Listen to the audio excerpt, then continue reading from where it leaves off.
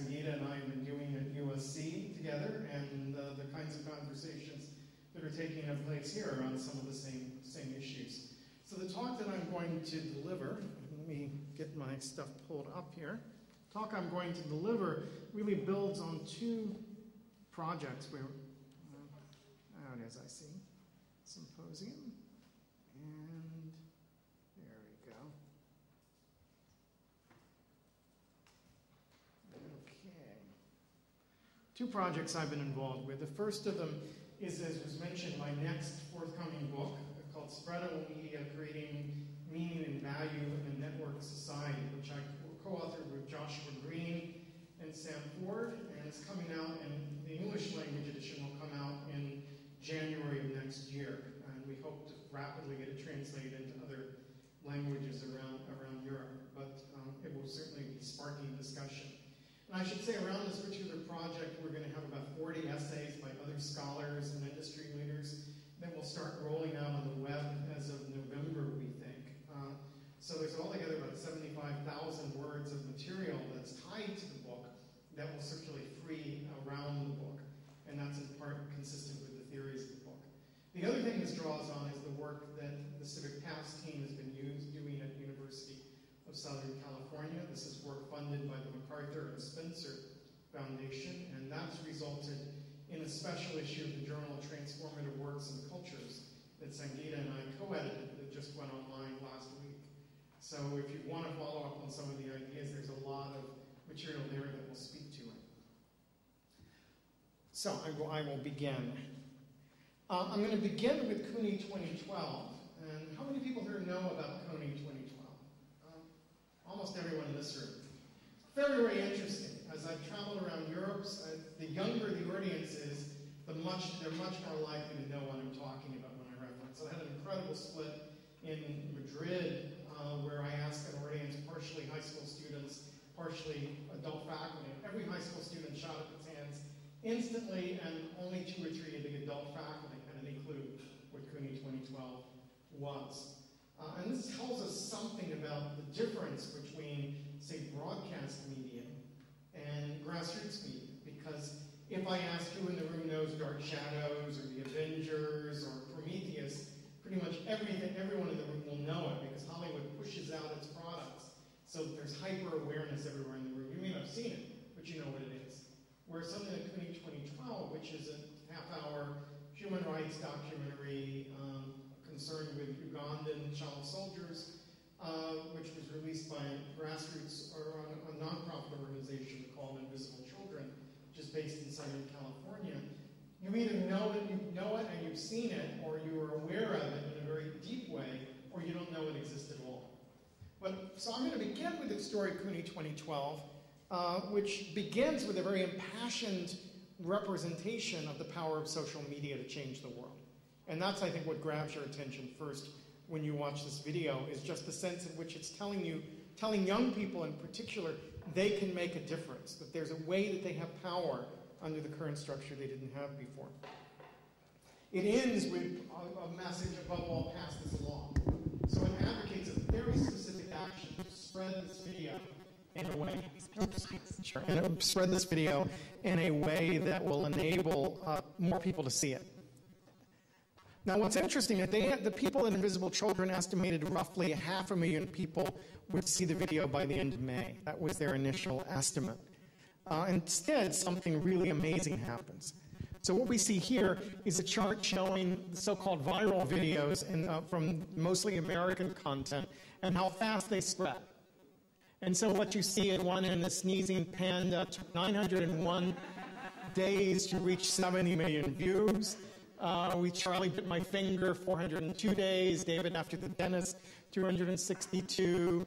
Old Spice campaign, 158. Susan Boyle video, 7. And CUNY 2012 took 4 days to reach 70 million viewers. Just to put that into perspective, the highest rated show on American television gets about 40 million viewers a week. The Hunger Games, which opened that weekend in theaters to the biggest box office up to that time this year, reached about 14, 15 million viewers, depending on how you break down the numbers that we have about box office return. So you could take the highest rated show on American television and the top grossing movie in Hollywood that week, that year so far, and add them together and still not get to the 70 million viewers that this grassroots circulated video reached in 4 days' time. Now, of course, Invisible Children was in no way ready to receive the level of attention it got. Their website wasn't ready. They hadn't put up content they were expecting. They hadn't really prepared the staff for the influx that was coming in. They were unprepared, and literally it's crushed them as an organization to have that level of attention and interest directed at them that quickly after they launched the video. But it's an extraordinary success of sort of networked communication, social media as it exists at the present time. Oops, I'm going to skip over that. So part of what they tried to do was to mobilize this power of social media to call out celebrities and public figures who in turn would amplify the impact. So if they got a public figure attached to the campaign, their tweets, their social presence would further expand the network that the campaign was going to reach. And I think that's part of the story we want to see. So we now have some snapshots of what happened with this video as it rolled out. And these are some snapshots developed by Social Flow. This is just, I believe, the first 4 days of the launch of the video. And these are only the tweets that circulated over the first 4 days. As we might imagine, here at the center, the largest single category is Invisible Children itself. That's the production company, that organization that released the video. Up at the top, we see Jason Russell, the filmmaker, obviously plays a very large role in the circulation of his text.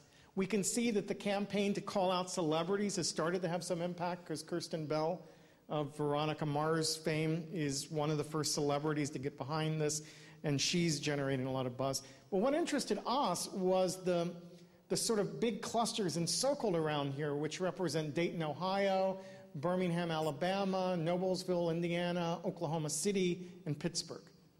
So these are middle-sized, middle-of-the-country cities that by and large are not thought of as major cultural influencers in the United States.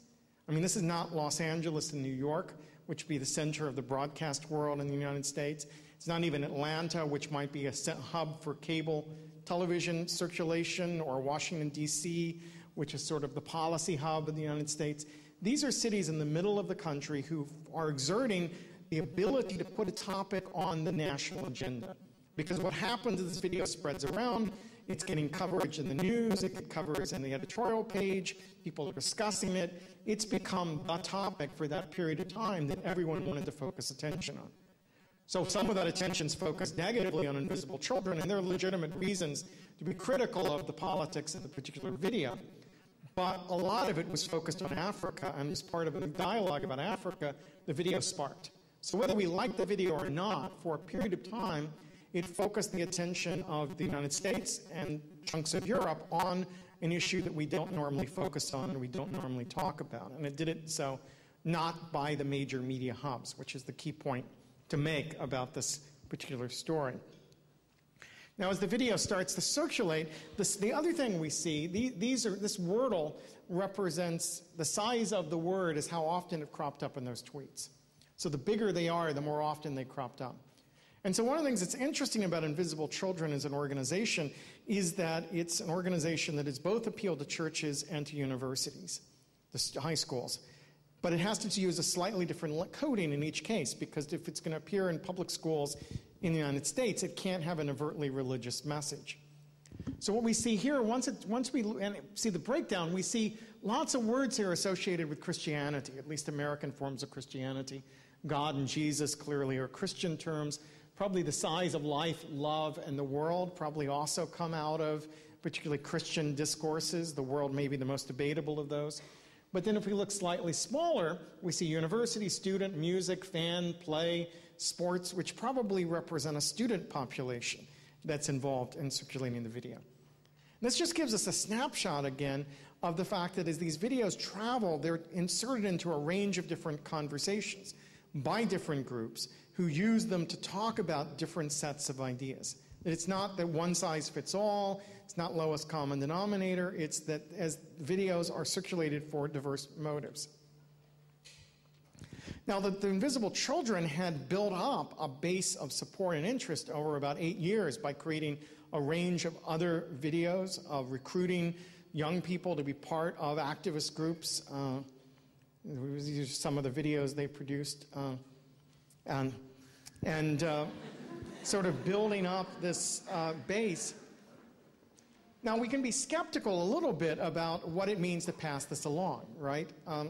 And yeah, plenty of people passed this video along who were not deeply committed, who were not hardcore recruits of the Invisible Children organization, who passed it along because their friends passed it to them. It became part of the social currency among segments of the population, who passed it along because they just wanted to do something, and passing it along where it's ended.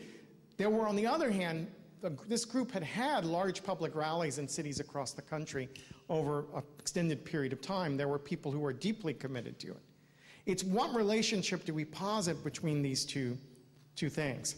So researchers at George Washington University have looked at promotional social activity overall, and they give us a snapshot of what might have happened with Invisible Children. They said that the people who pass along content are as likely as non-social media past promoters to donate, twice as likely to volunteer their time, twice as likely to take part in events like charity walks, more than twice as likely to buy products or services from companies that support the cause, and 3 times as likely to solicit donations on behalf of their cause.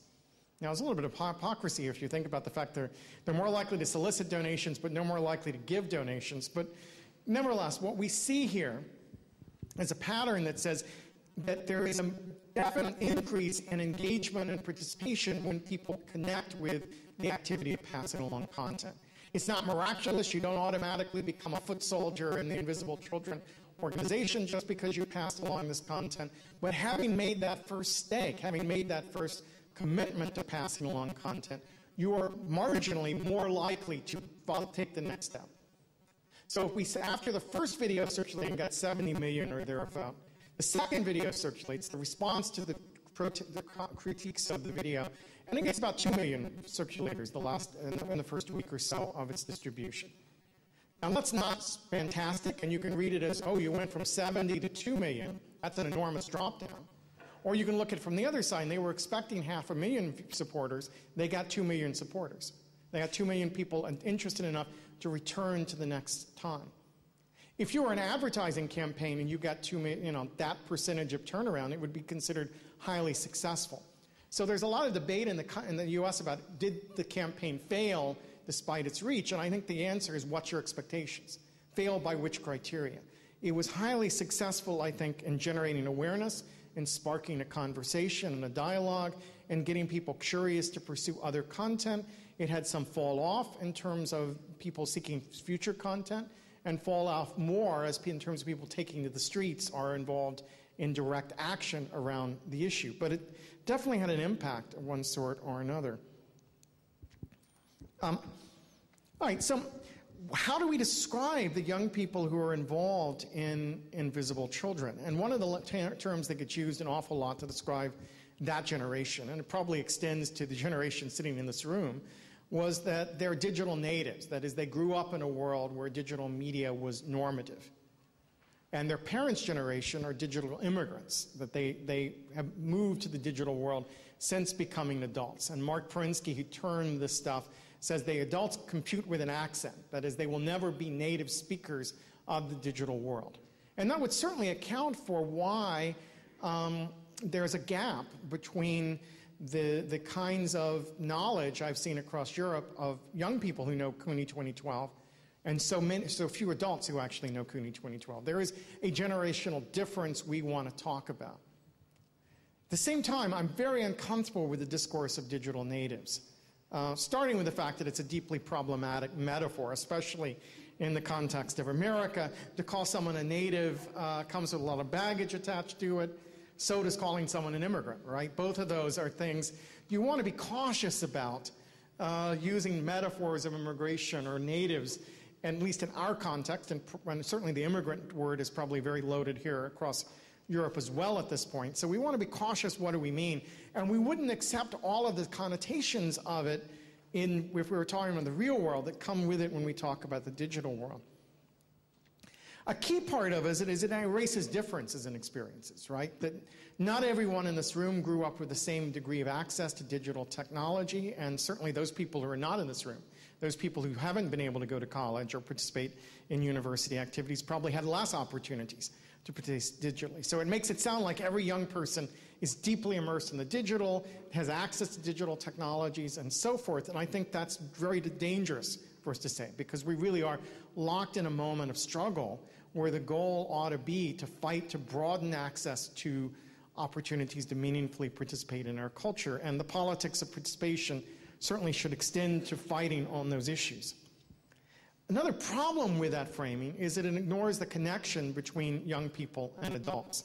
That is, here we see the father and son are involved in the same shared fantasy. And indeed, if we look at fan communities or gamer communities, what's striking about them is not that they're entirely run by young people, but rather that adults and youth participate side by side in these communities without the sort of hierarchical relationships that structure the relation of adult and youth in schools or churches or families or any traditionally structured organization. That they have shared interests, that sometimes young people teach adults, sometimes adults teach young people, but the fluidity of it is something that's possible in these online communities that are much harder to achieve, seemingly in face-to-face communities that we operate within.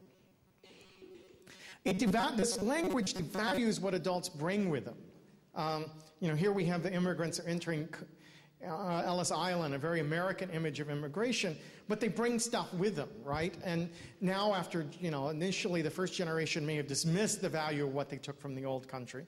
Now, increasingly, we really have almost sentimentalized the stuff that they take from the old country. But somewhere in between is a world where that knowledge, that culture, was meaningful to the next generation and needed to be passed on. So Howard Gardner's group at Harvard tells us that most teenagers do not have an adult mentor in terms of their online lives. Now, an adult they can turn to for advice about the complexities of negotiating this new world that we're all finding ourselves in. And so I think that calling adults digital immigrants allows adults to get off the hook, not to hold themselves accountable for helping guide young people. I don't believe they should be spying on young people, right? I don't want them snooping over young people's shoulders. I want them watching their backs, right? I want them engaged in a conversation that matters to them. But the most significant thing, I think, that I would say is that this language of the digital generation puts all of the emphasis on digital technology and ignores the way digital technology is connected to a range of other media. And so the term I'm sort of half-jokingly coined here of the transmedia generation sort of speaks to the reality that if young people are conducting their life in relationship to media, it's conducted across a range of different media platforms. We are consuming media across platforms in relationship to each other. That what I argued in convergence culture, we lived in a moment where every story, every image, every relationship spreads across every available media platform. And it spreads informally as well as formally. It's spread by decisions made in corporate boardrooms and by decisions made in teenagers' bedrooms. It's done so legally and illegally. But all of those decisions about what media is are shaped by a reality where we live across media, not constrained by a single medium. And I think that understanding that has consequences as we think about the political uses of new media in the ways that we're talking about it here. So a central thrust of the Spreadable Media book is going to be the distinction between circulation and distribution. So distribution is what existed in the world of mass media, of broadcast media. The content is rolled out under a corporate schedule that makes a series of calculations to maximize profit. So the Avengers opens in some parts of Europe before it opens in the United States. And there's a whole lot of complex corporate thinking that went into the decision about when to open that show, that film here versus when to open in America, and what's the relationship of global to domestic market. And that's a decision of distribution. Circulation is this new hybrid system. Certainly we don't want to say those decisions of distributions don't matter. They still do.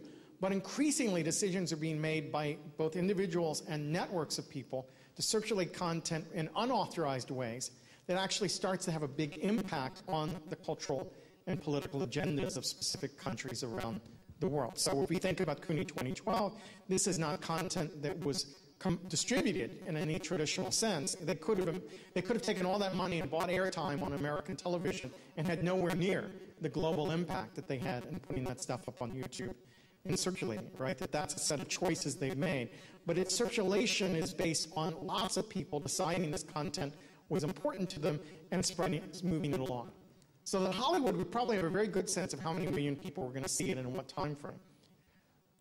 The Invisible Children couldn't predict how many people would pick it up and move it from place to place. And that unpredictability is part of what led to the implosion of Invisible Children when this thing hit the way in which it did. Now, I'm using this language, unauthorized circulation, because I'm trying to avoid the word piracy, right? In the American discourse, the minute you say circulation is unauthorized, the industry said you're stealing our content, you're pirating our content, this is bad, bad, bad. But piracy is a moral discourse that clouds our ability to ask some fundamental questions like, who is benefiting from this act of circulation? So I doubt Invisible Children, even though they were hurt by the circulation of Cooney 2012, would see the circulation as an act of piracy. They let loose of that content and allowed it to circulate, and they benefited from that visibility it gained. Susan Boyle's a more complex question, right? Because this is content produced for British television by the company Fremantle, that someone took it off the air illegally, put it up through YouTube, and spread it around the world. For a period of time, they scrambled to figure out how do they make money off of that content as Susan Boyle's visibility is growing. At the end of that period, they released the album, and it becomes one of the top-selling albums in the United States and outsells Whitney Houston that year. So Susan Boyle, who probably would not have been known in the United States at all, unless the content had been pirated, ends up outselling Whitney Houston because of unauthorized acts of circulation. So what we're trying to do in the book is to spend long enough the discussion of piracy to say, what's actually going on? Who's circulating what content to what effect and why? And to try to dig a little deeper into these acts of circulation. So the book grows out of the work we've done with the Convergence Culture Consortium at MIT. That was an organization we created after the release of Convergence Culture that brought together industry leaders and academics to talk about the future of the audience, to talk about the changes that were taking place. And we wrote, I wrote with Chao Chang Lee and Anna Dom, two of my master's candidates, a white paper called If It Doesn't Spread, It's Dead, out of which came the seeds of the idea for a book that Joshua Green and Sam Ford, both of whom were associated with that group, wrote with me. And then we invited many of the participants of the consortium to write short pieces, which is what circulates around the book. Now, one way that the industry likes to talk about what we've just described is the term viral. And the language of going viral is the way both Invisible Children and Susan Boyle was explained by the American media. Now, I'm very uncomfortable with this metaphor of going viral, and the reasons for my discomfort will be clear if we read this quote from Neil Stephenson's Snow Crash, which is one of the first places to articulate a notion of viral media. He wrote, "We are all susceptible to the pull of viral ideas, like mass hysteria, or a tune that gets into your head that you keep on humming all day until you spread it to someone else, jokes, urban legends, crackpot religions,